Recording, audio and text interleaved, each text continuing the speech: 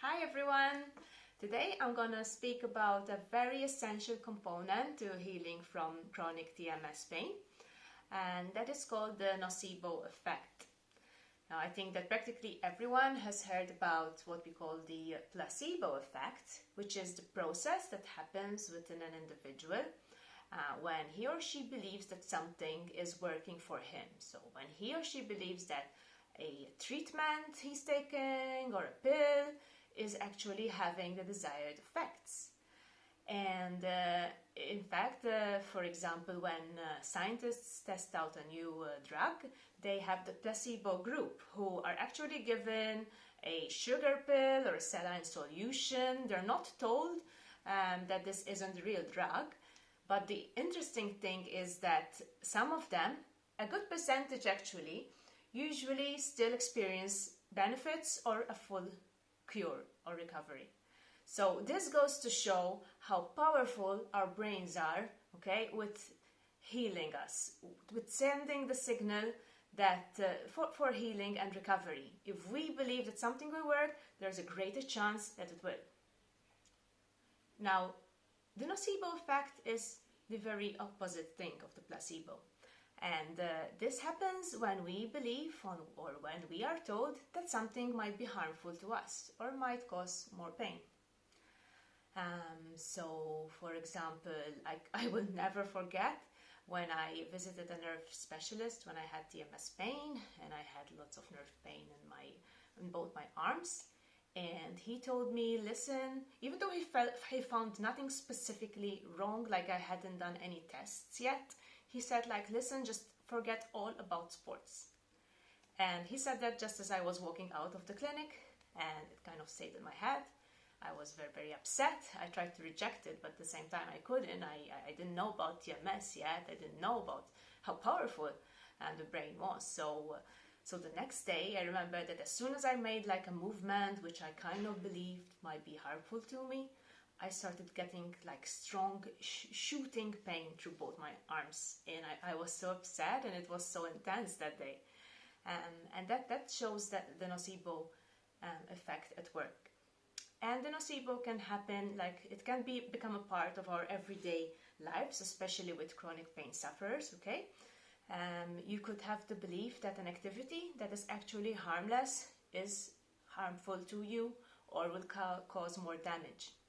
And because of that, even though the activity itself is harmless, should be part of a healthy individual's everyday life, because you make that association, because you fully accept that belief, even unconsciously, you will still get pain whenever you do that movement or activity. So to get over the nocebo effect, what we need to do is to actually realize, and look at the situation logically. What's really harmful to us and what isn't? Does it make sense that we actually get pain from, carrying a light shopping bag? Was there anyone who told us something which might have caused the nocebo effect? For example, friends or family telling you to be careful, spreading that fear. Doctors telling you, oh, there might be damage, even though you might have had the pain for ages and your injury might have healed a long time ago. But if you keep believing that what you're doing might be harmful, if you keep acting with trepidation, you will still feel the effects, okay? You might still feel the pain. I remember, for example, that I used to think that just throwing the ball for my dog to fetch was harmless, and was harmful, and that actually caused me to experience more pain. I remember one time when I was shopping at the supermarket and I had to put all the stuff on the counter and then carry the bags and everything. I thought and believed that would cause more damage, and because of that I felt more pain that same evening and the next day. So this can become a part of your everyday life unless you become truly aware of it. So how to get over the nocebo effect?